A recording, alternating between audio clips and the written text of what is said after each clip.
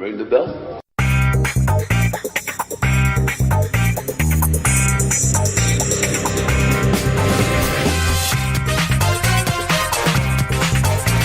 I'm taking it back. I'm taking them all back. I have come here to chew bubblegum and kick ass, and I'm all out of bubblegum. I'm a loner, Daddy. I'm a rebel. I am the walrus. Hello, everyone, and welcome to John Hates Movies, the movie review podcast where my friends prevent me from training a pigeon to do a spit take and instead force me to watch movies. This week, we have with us Eric Largent. Delio. We have Chris Arsenault. Do you remember the scene where they're panning over the, Rio, and it cuts immediately right before you know that chick was going to take her top off? That's right. And James Barham. Moonraker, wider than 2 miles. And I am your host, John Barrett, and this week, first off, we're back. Hey! We didn't break up! Yay! That's right. People love us. We didn't do this for a month or two, like we did last time. So there's that. Also, a couple of noteworthy news items, for starters. If you're listening to this podcast and you like to follow along by watching the movie, we do apologize. By the time this gets released, we know that this particular movie, along with other Bond-type films, will not be able to be viewed on Netflix. I know it was Amazon Prime streaming. Prime, They had like all of the Bond movies, and then they just took them all down. Yeah, that's right. So I don't know what's going on with that, but this is not a movie that's necessarily hard to find. Everybody has a dad or an uncle that is a Bond fan, and for some reason they have this affection for Roger Moore. So if you do want to follow along, just track that guy down. He does exist. Jesus Christ, throwing some shade on I know. Hi, John. I'm your uncle. Heresy. George Lazenby was the best. All right. You know, there's actually a documentary coming out called Becoming Bond. It's about George Lazenby. Huh. All right. Well, if you haven't guessed it by now, we watched a Bond film. The very first Bond film that John Hates Movies has ever reviewed. I know. The largest franchise in film history. And we're only just now getting to it in our 95th episode. That's right. That's right. Well, you know. Sometimes you like stuff, sometimes you don't. Let's talk about Moonraker. Agent 007, Roger Moore, blasts into orbit in this action-packed adventure that takes him to Venice, Rio de Janeiro, and outer space. Ooh. When Bond investigates the hijacking of an American space shuttle, he and beautiful CIA agent Holly Goodhead are soon locked in a life or death struggle against Hugo Drax, a powerful mad industrialist whose horrific scheme may destroy all human life on Earth. Directed by Louis Gilbert and starring Roger Moore, Lois Childs, and Michael Lonsdale. And the featured song of this one, in case you're interested, is Moonraker.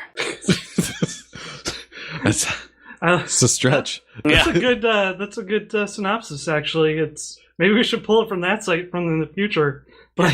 Yeah, not a Netflix synopsis. No, I like our Netflix synopsis. They're always garbage. They're fucking always like irreverent. It would have been like a British man goes to the moon. Because he doesn't even go to the moon in the movie. Exactly.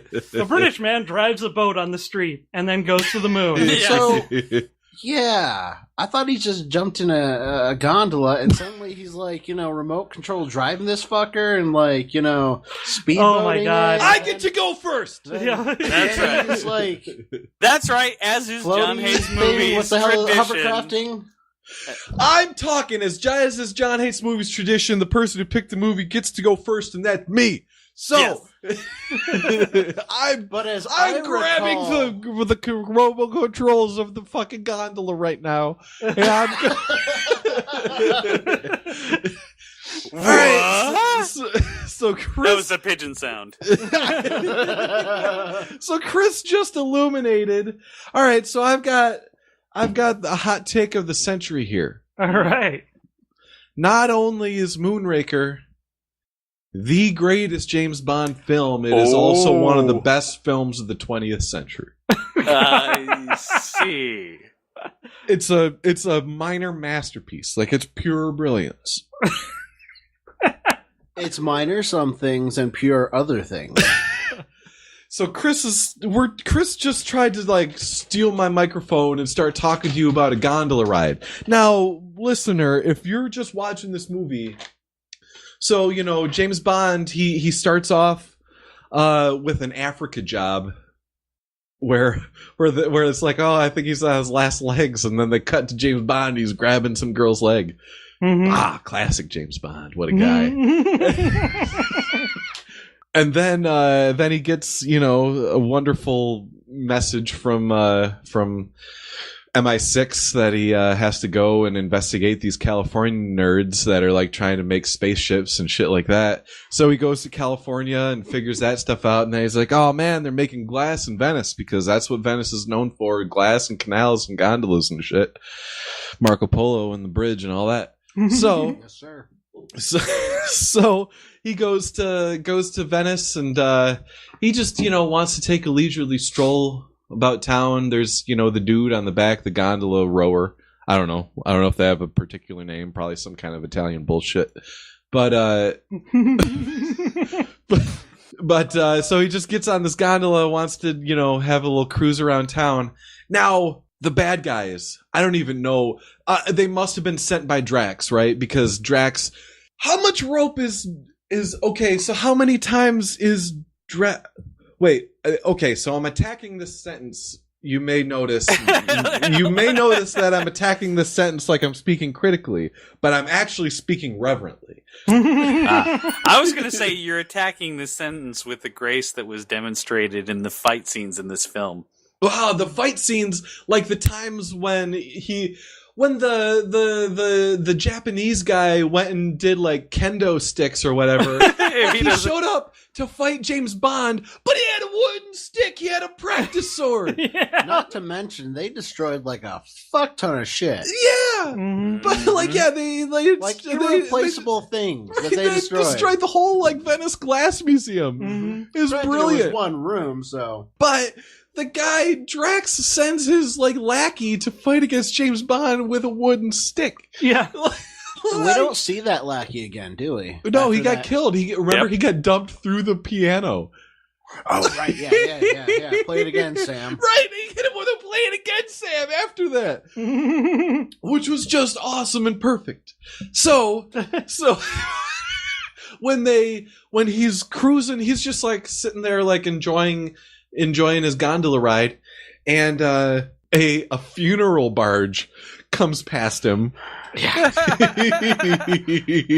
And the corpse opens the casket, and there are all kinds of knives in the hood of the casket, but he doesn't reach for one of those knives that's in the hood of the casket. He has like an automatic mechanical like knife like presentation device that like comes up from inside of the casket, and he's like, oh, here's the one that I'm gonna throw, and he whips it at the gondola guy first because you want to be able to you want to tip James Bond off that like some shit's afoot. You don't want to just like fire the knife at James Bond like right off the bat. You want to kill the gondola guy first if you're trying to kill James Bond.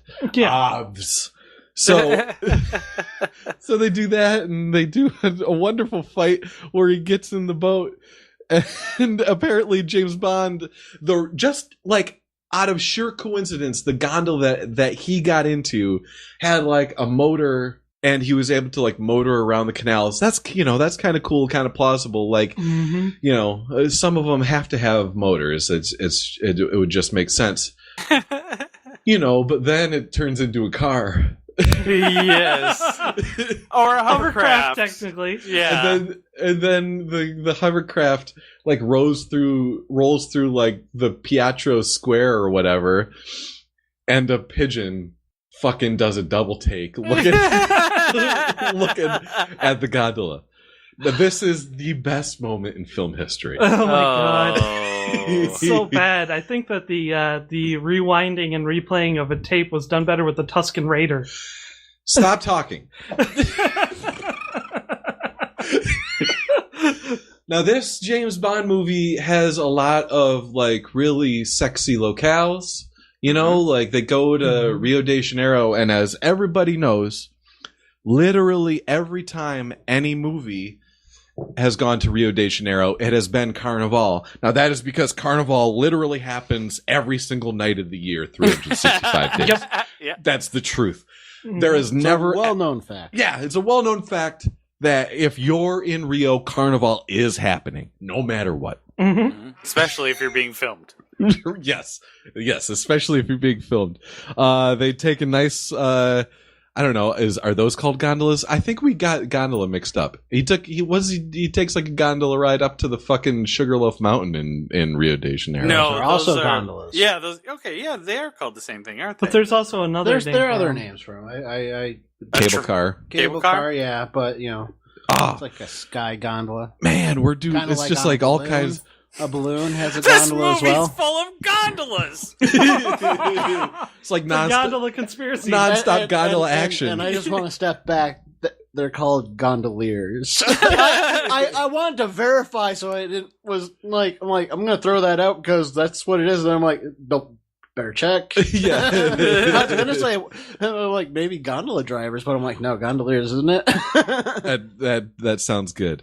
So many sexy locales. Yes, sir. The fucking space. They also go to space And have a space laser fight. Oh man! Now here's part of the wonderful thing about. Now you may have caught me about to say here's part of the problem, but that's not the truth. Here's part of the praise. Is what you're Here's gonna part of what makes this movie one of the greatest movies of the 20th century. They understood that it doesn't matter if there's no such thing as like sound in a vacuum. Mm-hmm. Because sometimes you just need to make laser noises. Yep. Pew, pew, pew, pew. Let's. All right, I want to see. Now, don't take this as criticism because it's not. I want to see one movie one time have a space fight that's completely silent. Because that's what a space fight would be. Yes. Completely silent because there's no sound in space. I got a laser yesterday. Those things are so noisy when you shoot them. I bet they're even noisy in space. They're just so noisy. Light is so noisy. I know. Like you turn on your light bulb and it's just like Tertiary thought experiment.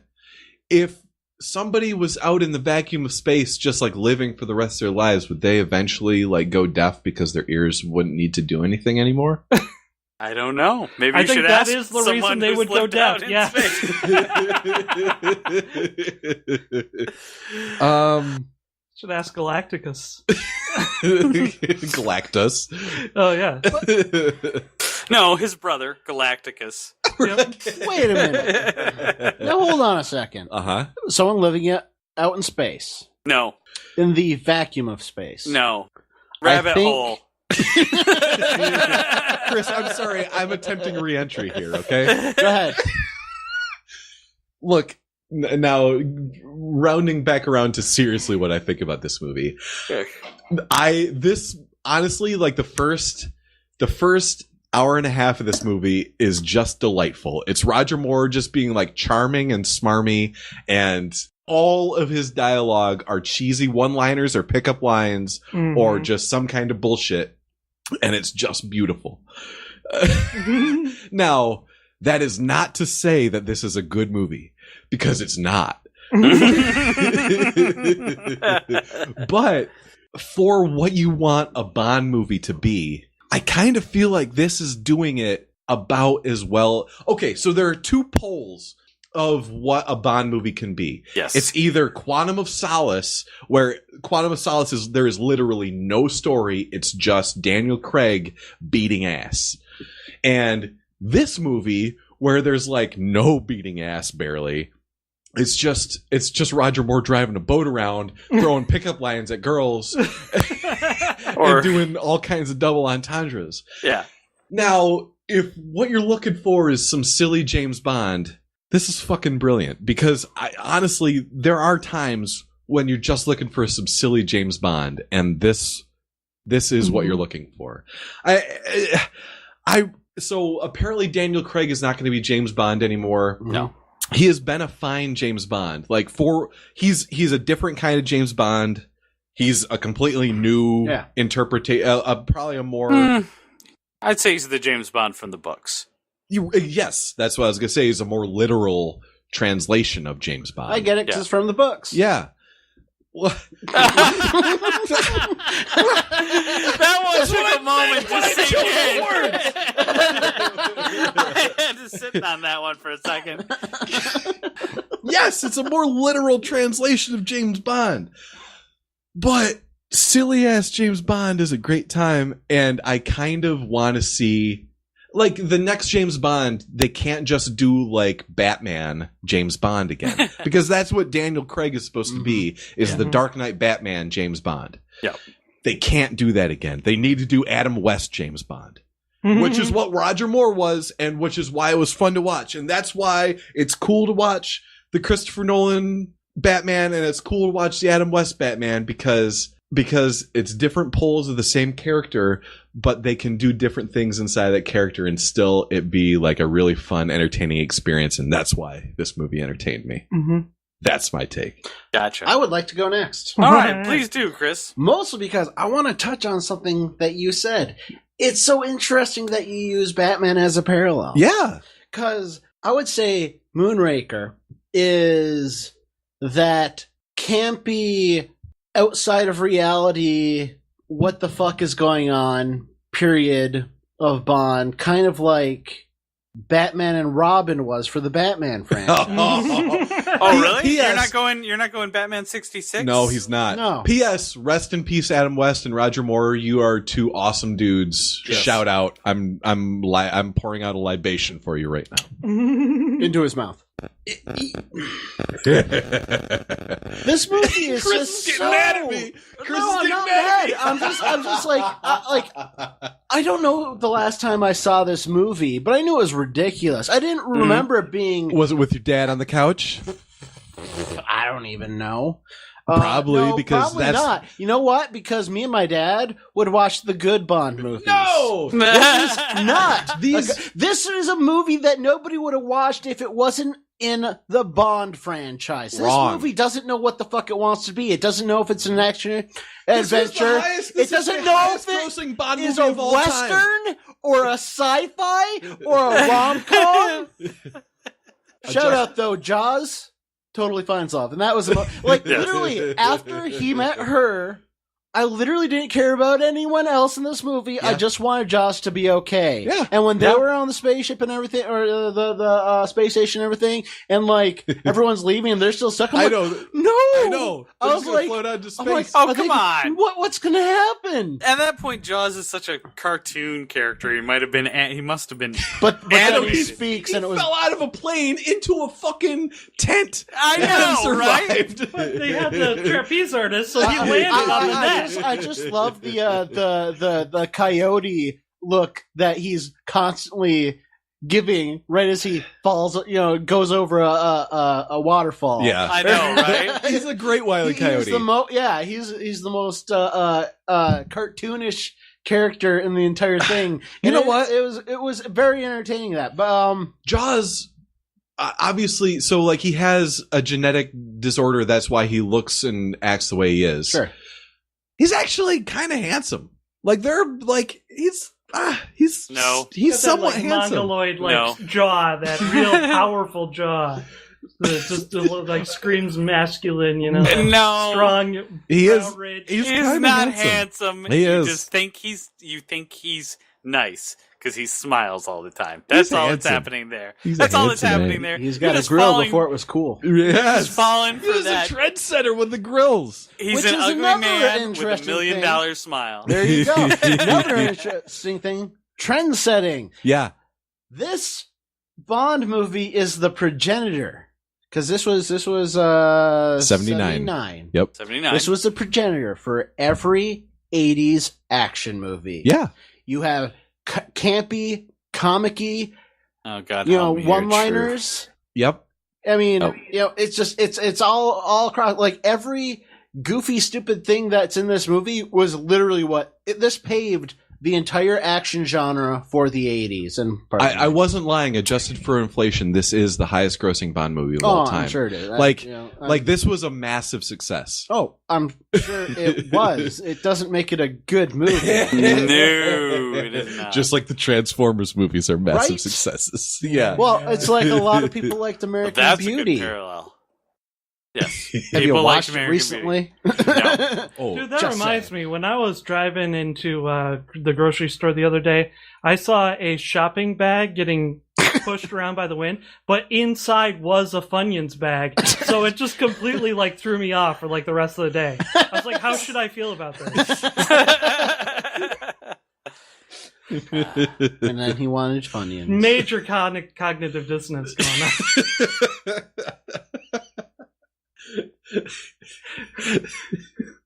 All right, Chris. Back to my point. That's Jaws your point. and Love. Bring us back on task. Awesome. Yep. That was honestly the best part of the movie. But in the middle of it decided to be Western. yeah. Which Yeah, that was weird. super confusing. But whatever, I guess. Like it even had the music and the Clint Eastwood poncho. Uh-huh. I didn't understand that. This So good. okay, let me put it this way. Like I said, it's been so long since I've seen this movie until obviously watched it this morning. I don't think I will ever rewatch this movie. I definitely will. I mean, seriously, let me put it this way. I will not rewatch this movie of my own agenda. Wouldn't this is like the perfect movie to put on and talk shit about while it's on? Yes. Mhm. Yes, it is. Or Because to get it's funny. shit-faced and watch. I mean, Yeah. yeah. I'm not saying that, but like Yeah. to watch and enjoy and take Whoa. seriously as a film, no. As a movie, No. it is what it is. The point I'm getting at is it's interesting to see what this movie is, especially when you compare it to some of the other Bonds of the era or even now. It's just like I said. I mean, I remember there being some camp in some of the old Bond movies, but holy fuck, I didn't remember this one. Well, I mean, it's just Roger Moore, James Bond. He was a Right. fucking cheese dick, and it was fucking beautiful. Yeah, Yeah. Like, this isn't even one of those saying don't watch this movie. I'm not gonna say that. Like, I mean, it was the one thing that I can say that it had in common with every other James Bond movie. Like, hands down, it was long. Yes. It wasn't that long. Yes, It had was. like so many. It had so it was many 2 scenes, hours and 10 minutes long. so many different sets Or locations, and it was one of those. It's like, yeah, I get your Bond, and you want to be like world and whatnot, but like for fuck's sake, it's like this movie had way more to it than it needed to be. I wouldn't mind the tons of scenes if it weren't for the fact that like you had to watch him travel to those places. I know.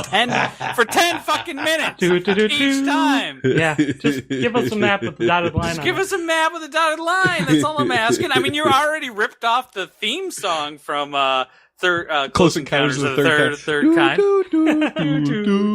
Yeah. James or John? Who's next? Well, James. Yeah, alright, John wants to go last. I didn't even realize this, but about 2 years ago or so, I made the choice to try to watch all the James Bond movies in chronological order of when they came out. And actually, Moonraker was when I left off. So You stopped? Like you didn't watch this one, or you stopped? yeah, I after stopped this right one? before Moonraker. Oh. So this is actually it's kind of making me want to pick up and keep Dude, going. So one of the next ones, the last ever Roger Moore one was A View to a Kill. It's got Christopher Walken, and they're he's trying to flood Silicon Valley, and it's like one of the greatest movies of all time. Whatever. I was gonna say, It's got you a just theme called song by this Duran one. Duran. Oh my god, does it really? Yes. A Yes. view to a kill. Actually, it's A View to a Kill. That's how it goes. Oh, okay. It I know doesn't that make it song. better. do, do, do, do. That's what I was hearing too. Duran. Wait. Wait, is that the one with, Rio and cheese? is that the one with Grace Jones? Yes, it is. Grace Jones. Ah, that right. one's good, Johnny. Is it? Nope. Hungry Like the Wolf. James, please review this movie. All right, so yeah, this movie pretty much it just kind of continues on a lot of the themes that the previous Bonds were doing at the time. You can tell that there was a lot of like studio sort of not necessarily meddling. It was more like marketers kind of. Oh yeah, there was a lot of 7-Up ads in this movie. There were there Marlboro was ads. so much. And Marlboro, I forgot. There were a bunch of Marlboros There in was this movie. British Airway ads and French Airway ads. So this was also the most expensive Bond movie ever made up to that point. Like, it cost twice as much as the previous Roger Moore movie. All over the world. Although I'm pretty sure they didn't. Yeah, it's oh my god, that whole thing is another thing. But not only like all the product placement in the thing, but the choices that they make in this, like to first off to have them in space after Star Wars, you know, and all that stuff. Right? It's like that's a definite. it's like sci-fi like, is becoming really cash in on popular right that. now. Yeah, Well, duh. yeah. That's what I'm saying. You could they were not. They're trying to be all genres. They're like, westerns are big now, sci-fi is big now. Let's cash in. Bond is a great, vehicle for this. Yeah. And not only that, like also They did the same thing with fucking when the tides turned and everybody wanted a serious, more dark Batman. We got a serious, more dark James Bond. James Bond changes with the times. That's a thing. It is. It is. He does. It doesn't make it good, though. No, Derek. it This does. doesn't mean you I'll have tell to you put what, though. every genre in one film. He didn't. Okay, but at least in that James Bond, they didn't shoehorn a part where he had to go into Mordor and destroy like the one bracelet of power. You know, like Okay. All right. All right. he didn't sword fight for no reason. So, all right. But like also the choice to bring Jaws back, because Jaws was in the previous movie and he was just supposed to be like a henchman, another one like Odd Job or something like that. But he was such a popular hit with the kids. Yeah, people at the liked time. him. Yeah. Like Bond was becoming a major kids franchise, which yeah, really weird. Hey, man. Hey, He's just about. I guess when all you have is 70s TV, Bond is sure something to watch. Yeah. Get excited about. Apparently, somebody wrote a producer of the Bond movies, like a little kid wrote a letter to him, and that's why they had Jaws in there, because he's like, I love Jaws, but why does he have to be bad? Can't he be good? Yeah, they wanted another handsome guy in the movie. But I have to admit, I mean, especially Jaws in this movie, like he is so fun and funny to watch, and honestly like the best but, part yeah, of this movie. he's enjoyable. But this Bond, like all the other Bonds before it, okay, I'll say this: the movie starts out in the airplane, and like instantly there's a fight, and it's not a bad fight. Like, there's some real shit where like he's like almost getting kicked out of the plane, and then you have that the sequence where he's like where they're all skydiving and shit. Mm-hmm. That sequence is legitimately good. Yeah, it is. It is amazing that they shot those scenes. And like one of the things I love about these old movies is that you can tell right away when they actually like did chroma keying and stuff, because like the color balancing is all off. So like it's obvious when they like did the shots in front of a green screen and shit. Most of that sequence was not shot in front of a green screen. Right. Really damn impressive. Yeah. And so like, I was like, oh man, this is cool. Maybe this movie keep chucking along. This movie was nominated for Best Visual Effects Academy Award. It was. Because when they get in space, man, I'm like, I've seen the Muppets do better shit. When they're coming out of the airlock and it shows them and they're like, Yeah. oh my god. It's pretty bad. It is really bad. But like I said, it starts really promising, and then it just fucking slows way the fuck It does. down. It does slow down, man. Oh my god, Dude, it does. there are so many Bond, like of the old Bond movies that just do that. Like, Yeah. a lot of them don't even have the good graces to start fast. They just start slow and continue slow for a long fucking time, and they're all way too long. So there's the part in this movie where James Bond goes up the river in the Amazon in the boat, just like hanging out. Mhm. That's entirely superfluous. He That doesn't need to be there at all. He doesn't even need to go to Rio or Venice. Either one of those locations could have been cut out. But those are cool. But when he goes up the Amazon in the speedboat and like they shoot some mortars at him, like that's entirely pointless. It's stupid. It's just, I mean, like, so he eventually finds Drax's like temple up there, but like he could have done that another way without having like a fight scene, and like that didn't need to take 20 minutes. But it did. Man, there's so much in this movie that like could have been tightened up. But this was still one of the greatest movies of all time. So here's another thing about the early James Bond movies. I swear to God, there is a section of the script that is reserved for like a vacation destination ad. Yeah. Like, even in Dr. No, it's like, it's either Cuba or like the Bahamas or something like that. Visit the Bahamas. Yes. James Bond just filmed Dr. No there. Yeah, Goldfinger starts, it spends the first hour of the movie in a health spa. Yeah.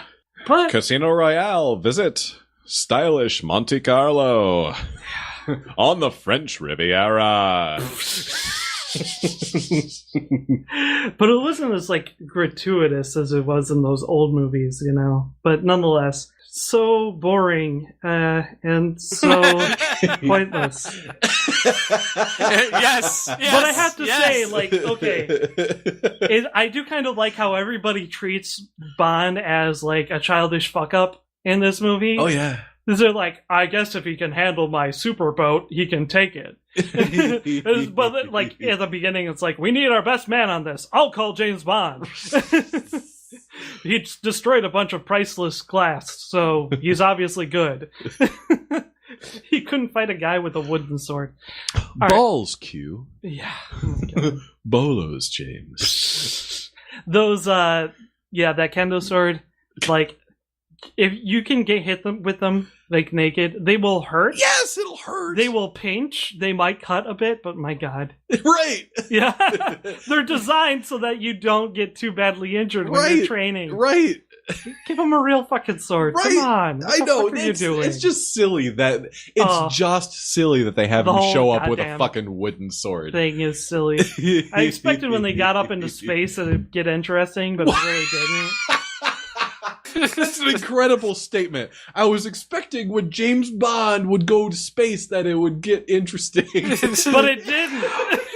Well, I mean, yes, we've seen space do wonderful things for other film franchises. Jason. Yes. Leprechaun. Mm-hmm. Oh. I'm sure there's other stuff. Mm-hmm. Fucking Jason X, that was space, right? Yep. Yeah, that fucking movie. It was dude. a great one. That was awesome. Fantastic. I am just completely hung up on the villain's plan, because there are a lot of other plans that, like, you can kind of understand. Like in Goldfinger's plan, like his idea is to, I believe, steal all the gold in Fort Knox or something like that. You can get a lot of people behind you to do that. Or no, he was going to irradiate it so it can't be used anymore. Yeah. So all of his gold is worth a lot more. Yep. Yeah. You can get a lot of people behind you on that shit. Sure. To get a large amount of people behind you to kill all humans. I don't know, man. If you were selected as one of the hot people to like repopulate the earth, would you do it? Even no. What? No, it's like, all my family's down there. You know? Fuck them. That's right. And we're not hot. Yeah. Oh, screw that. Family sucks. So, no, but like, you know, I just look at that and I go, okay, you know, this guy's a genius. He's always got two women around him. What's the chance it's just going to take all the women, like, once all the humans are dead? Well, I don't Or, know. like, there's some sort of cult. Like, that shit never goes well. I'm not going to follow that dude. Yeah, it was definitely like a Jonestown situation Oh, going yeah, it on was there. totally a Jonestown type Except deal. their Yeah. spaceship actually existed. That was fucking Heaven's Koresh. Gate. That was Heaven's Gate. Oh, that my was the bad. Waco guys. That My that- bad. I know. You're getting all your shits confused, man. Fucking Waco was Yeah, correct. Waco was Koresh, and it wasn't. They were Heaven's Gate. Mormons. Heaven's Gate was What? different. Heaven's yeah. Gate was their own thing. Space. Yeah. Yeah. Point is, there was a joke in there, so you're welcome. Thank you. We needed one. But yeah, I wanted Josh Pretty sure to live this movie too. suffices. When they're like, oh, it's 100 miles from Earth, I was like, dude, that's cold, man. She's your friend now. Come on. Yeah.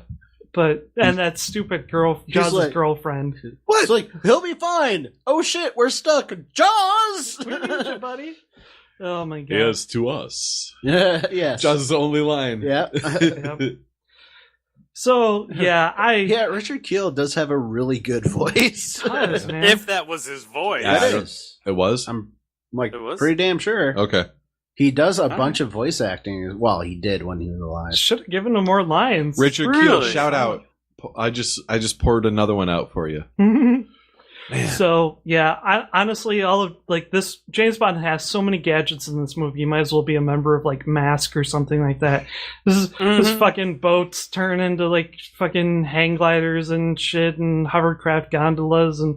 But the weirdest thing is he doesn't have a fucking car in this movie. Yes. In his You know what movie, else he doesn't have in this movie? A gun. gun. Oh, A yeah, gun! Yeah. Yeah, no Yeah, PP7. James Yeah. Bond doesn't have a car or a gun in this movie. Yeah. Well, I hate it because he doesn't have a gun. Chris obviously hated it because it didn't have a car. Maybe that's why I'm so confused. Maybe that's why you hate it so much. So, yeah, just That's true. Yep. I'll rewatch Living Daylights, one of the worst Bond movies, Timothy Dalton, because of the Aston Martin in that. That is it like a V8 Volante or something? I don't even remember Yeah. anymore, but it's a sweet fucking car. I feel Look like it up Living now. Daylights is underrated. I gotta watch it again. But He nonetheless, rides a cello case down a hill, a snowy hill. did we see anything more ridiculous in this movie? Probably. Honestly, I do kind of like the goofiness, though. It reminded me of Tomorrow Never Dies, when like he's got that cell phone Oh, where you can yeah, drive the car yeah. around with it. I love that part. Like that's just the right amount of goofiness. When you go to like Die Another Day, when he's like out windsurfing a fucking avalanche and shit, I'm just like, no. Yeah, that was a bit much. Yeah. Yeah. Although Pierce Brosnan loves talking that story. Late period Pierce Brosnan James Bond movies are straight garbage. Oh, awful. Yeah. Horrendously bad. Yeah. Yeah. Roger Moore, a close second. Hey. No. But they have their kind of charm to them, I have to admit. This was kind of a fun watch, despite the fact of all the horribleness. The villain's plan not making sense. If you can get past the slowness of it, it's still fun. And like you said, I think probably this is best for sitting around with your friends and just sort of riffing on it while you watch it. Yep. Because it's got a lot of goofy, fun moments. That's how good I am. It is a V8 Volante. Fuck all of you. So Johnny, James, how did are you you tied feel up? about this I movie? think so. So, this was my first view. What? This is the first time you've ever Yeah. seen this movie? Yes. Oh, so you must have loved it. I actually have not seen any of the Roger Moore Bonds. Oh. Mm. Yeah. But I had been told on countless occasions that these are basically some of the worst Bonds that No, are they're out delightfully silly. there. No. Yes. They're This- goofy and fun. They're better ones than this, though. No. Well, that might be the case, but this particular one, I knew was basically comes up on a bunch of. If you just Google worst Bond movies, this one's always in the top 4, and there's a reason for it. It's a shitty movie. It is just terrible. The pacing is terrible.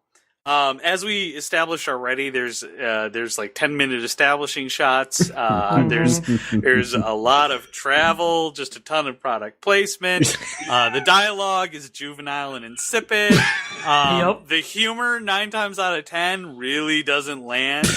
There are some good double entendres, but most of them are pretty much just single entendres, and aren't really like even trying. Dr. Goodhead. There are times in this where, I mean, okay, I do have to say this. There is one thing that Roger Moore in this movie has going for him. He's a dick. He's smarmy, but unlike other Bonds, he's the one that wasn't just a little rapey. Yeah. Roger Moore was he didn't lay it on too strong. In this movie, the hardest that he laid it on was when he landed in Rio. He's like, oh, how do we kill 5 hours in Rio? And he starts untying her dress. Yeah, do you come with a room? Right. You know, that's like the closest to sketchy that he got in this movie, which isn't that bad. Mm-hmm. No, not compared to some of the other Bonds. Yeah.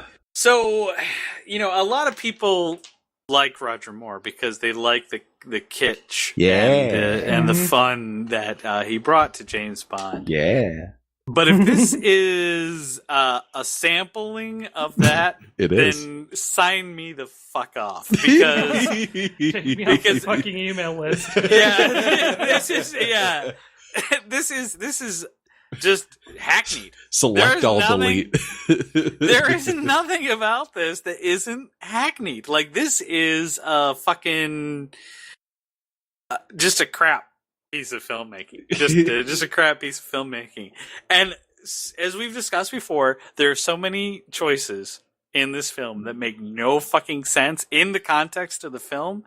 Mm-hmm. But my favorite, the one that has not been brought up, is let's go to space and have an infantry battle in space. Dude, they all just like shuffle out of the airlock in their little spacesuits and float around with their lasers that make a bunch of noise. Yeah. Pew, pew, pew. I have never seen anything like that in film in my life. I was like thinking about it. I was like, honestly, maybe those little fighters are just a waste of materials.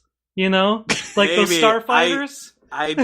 I don't know what I witnessed, but it was like, I know 5-year-olds with better imaginations when it comes to space battles than that. That was the most ridiculous, fucked up thing I've ever. I don't know what would cause, how much lead you would need to drink in order to conceive of an idea of, all right, let's fly everybody up to space and then have them get out of their spacecrafts in their spacesuits and fight in space. So I'm not even kind of defending the movie at all when I say this, but the book was written in the 1950s, and this stuff was in the book. This is based off a book. All of James Bond movies. What? Yeah. No, not all of them. No way. Some all of them are. were. Most of them. But Moonraker was a book that was written in the 50s. Wow. So the guy that wrote the book didn't really know about space because nobody did. Obviously. Right. Yeah. So, all in all, I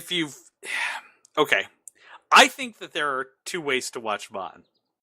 You have to either do what my brother is doing, which is basically you start from the beginning and you go to the end, and then you basically become a Bond expert, and you just know that you're going to be along for the ride, and there are going to be lulls. Like, maybe prepared to get bored. Yeah, they're going to be. I have done this. Yes, I feel like I've watched every James Bond movie. There are some people who do this, and this is kind of, for certain people, this is kind of a film rite of passage. This is something that you do. For me, like, these movies would just be on marathon on basic cable on the weekends, and that's how I would see them. Yes. That is the other way to see it, which is the way that I have seen these movies, which is Bond by proximity. Which is basically, you just happen to be in a room and a Bond film is on, and you just sort of watch it. How is that different than watching it?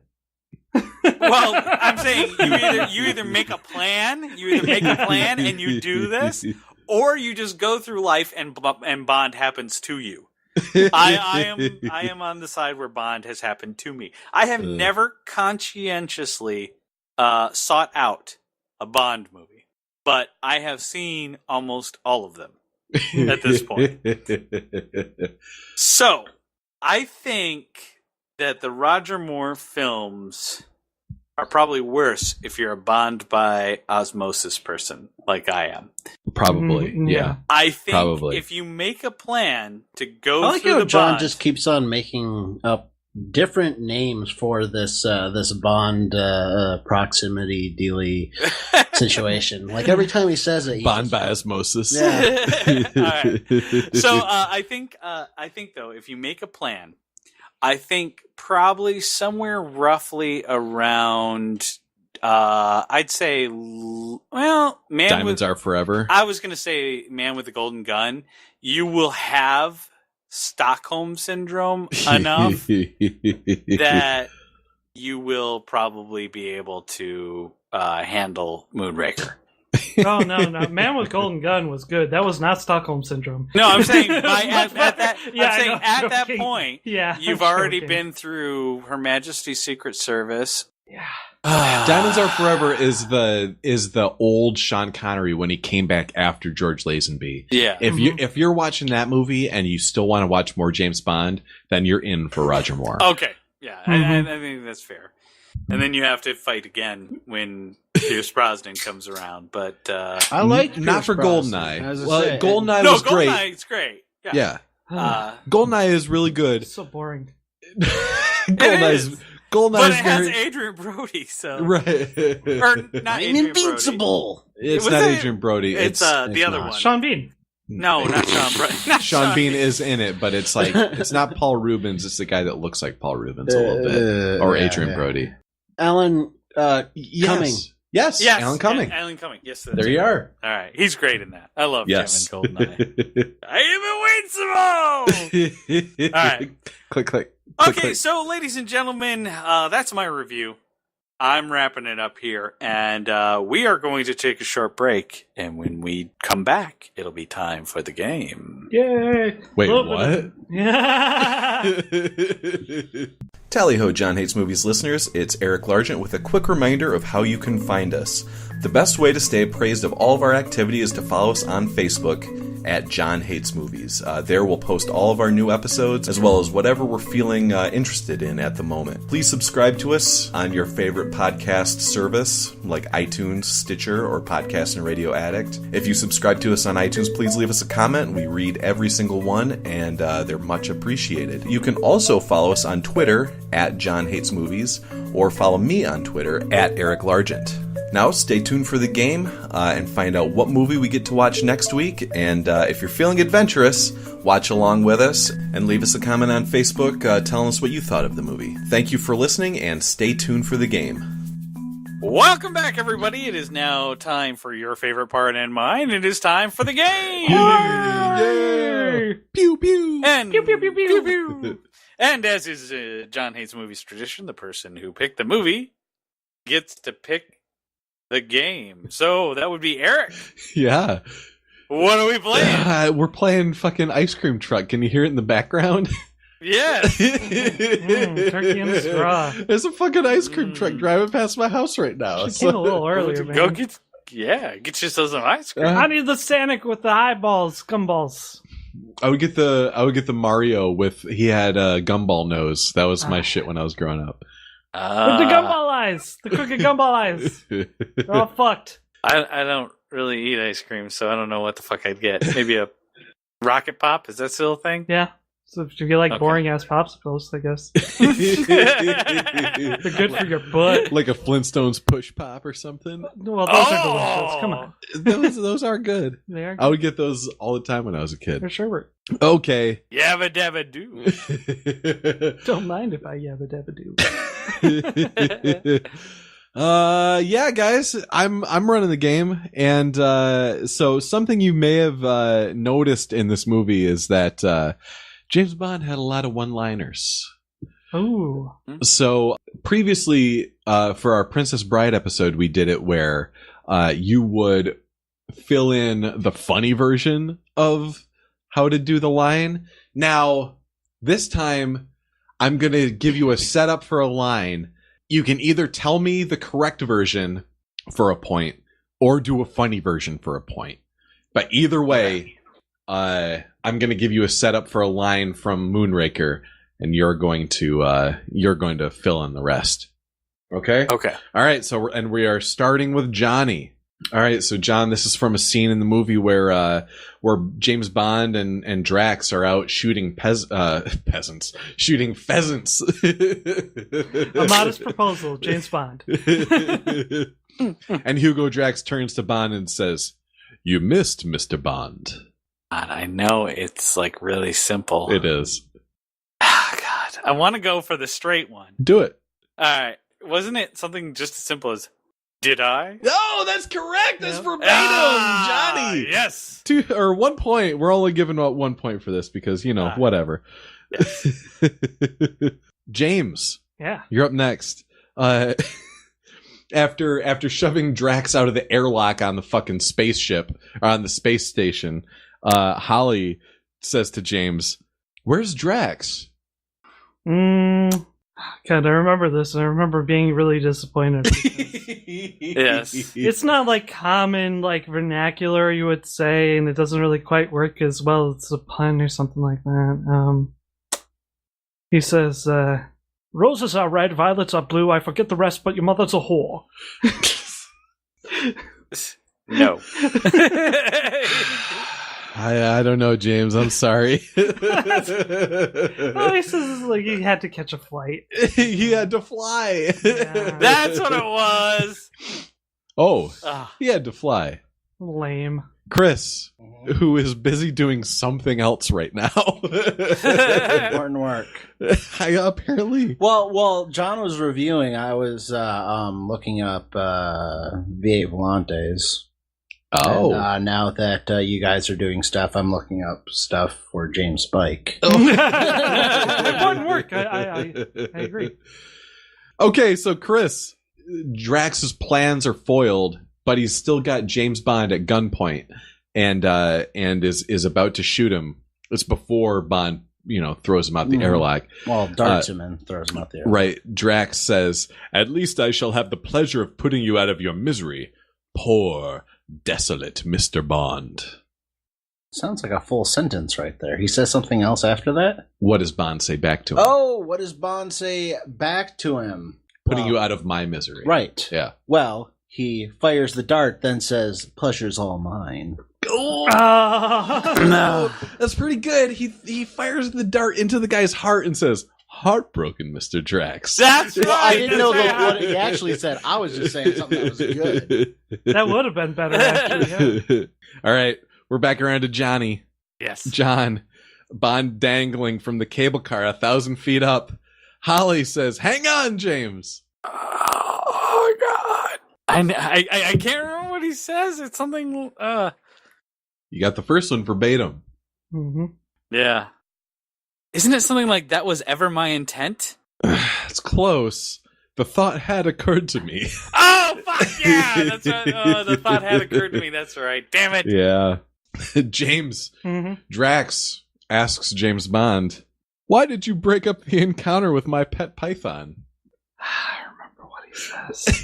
Yes. This is so dumb. It was dumb. I remember this one. See, I want to just think of something funny because the original is so goddamn dumb. Well, don't think too hard. Yeah, I'm going to give up. I'm going to say, "I discovered she had a crush on me." Yeah, that's good. 1 point for James. Correct. Yeah. Yes, getting the point is good in this situation. Yeah. Other than going for the objective joke path. Okay, this isn't a line, Chris, from James Bond. It's a line from Dr. Holly Goodhead. But Holly says, "This evening I'm giving my address," and Bond says back to her, "Well, then can you think of a reason why we shouldn't go for a drink afterwards?" And Holly says, Because I'll be naked. I'm giving my address. My address. Not immediately, but I'm sure I shall. That sucks. Okay, Chris gets a point because he argued his way into it. Oh, really? That's what we need Wait, to do? I didn't get a point for the last one? That was funny. Okay, everybody, we're tied. Oh, okay. The last round. Yes. I'm not even going to give John. I'm not even going to give you the setup. I'm just going to say, James Bond says, "Do you come with the suite?" I don't remember. At that point, I had phased out. I think she says no. No one ever tells James Bond no. I'm sorry, John, and I think we even referenced it earlier in the podcast. But We did. It depends on who's renting it. Oh, that's right. Yeah. I think she said no, though. No. You coming this week? No. Slap. Get the fuck out of here. No, that wasn't it. I mean, all right, we're gonna keep going here, though. Movie over. Yeah, yeah. She pulls out a gun and shoots him. James Bond done. Curtains. James Bond rolls up and says, "Balls, Q." Come on, James. We referenced this one too. I know. I just wanted 2 jokes. Do a joke. If you follow the joke with the correct answer, you still get a point. Okay. That's Show us right, you can and do I it. was balls deep in your mother last night. No. No. Better no. get that correct answer. You gotta be like, he's like, balls Q, and Q's gotta be, well, you're being the dick. That's a good one. James, what's the Or- correct answer? The correct answer is Bowler's Bond. All right, James got For a the point. test. I do appreciate the Celebrity Jeopardy James Bond fucking Yeah. the Sean Connery shit. Yeah. Like, that actually kind of works. All right. Last one for Chris.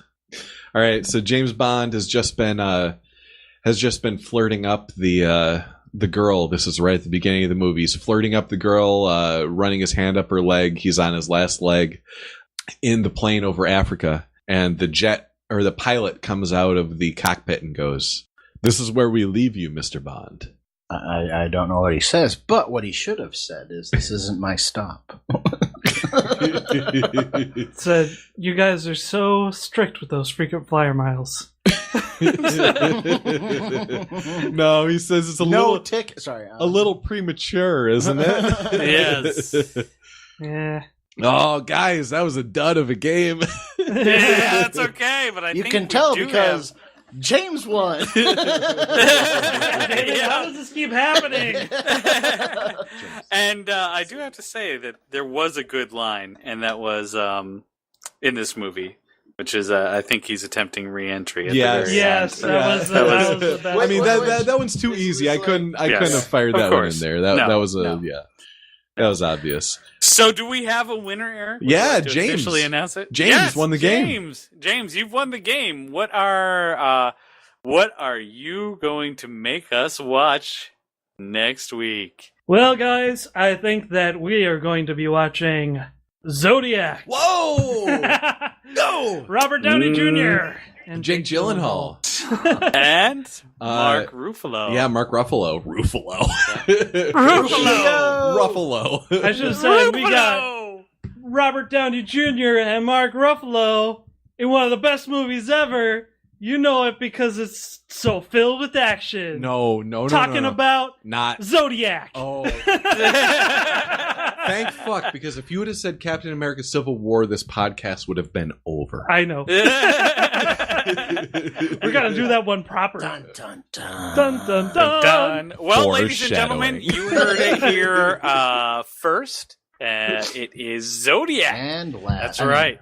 And last. Next week, we are going to be watching Zodiac. The David Fincher classic. Yes. Legitimately one of the, we'll see. We'll see what everybody thinks of it. Yep. Yeah. Eric think Chris has his hasn't seen opinion it. written I haven't down seen it. already. Yep. Good. We're making So- him watch I it. think I've. Yes. Well, yeah, I don't think I've seen it. I might have seen like the beginning. Well, No jokes to bring us out? Nobody's going to say something funny so that I can say goodnight, everybody? Oh. Well, Shut up, okay. John. So, John, I actually do have a Zodiac joke. Okay. I was at a Chinese restaurant with my family. Good night, everybody. Oh shit! John, this was actually a good joke. I'm sorry. So I was at a Chinese restaurant with my family, my mom and dad and sister, and my aunt and uncle, and my cousins. And we're all going through our zodiac signs on the placemats at the Chinese restaurant. And I'm like, yeah, I'm a rat, but I'm kind of like 50% rat and 50% tiger. And my sister's like, yeah, I'm like 50% dragon and 50% horse or whatever. Mm-hmm. And my 10-year-old cousin out of nowhere goes, I'm 100% cock. James Bond. Good night, everybody. All right. That's a true story. And like I was the only one that laughed at it. That was great. A great big thank you to our staff graphic artist, Tabby Walters, the Weekly Cast, and our listeners. You can listen to our podcast on iTunes, the Stitcher app, through YouTube, or directly on our website. Feel free to send us a movie review suggestion. Every third episode is Listener Appreciation, where we choose from your suggestions. You can reach us through social media, either by liking our Facebook page, John Hates Movies YouTube channel, or following our Twitter at John Hates Movies. Our music was composed by Kevin MacLeod. You can find this track and many more on his website, incompetech.com. Thanks for listening, and tune in next week to hear someone say, "Fucking waitlist people! Come on, waitlist person!" All right, well, you guys have a great night. I'm going to get some grub on. Waitlist people? All right. They're the women who bring their food in a Chinese restaurant. Oh, James. What happened to you, man? What happened to you? It's a joke from Danger Mouse! I know. All right, Johnny. All right. Goodbye, guys. Family.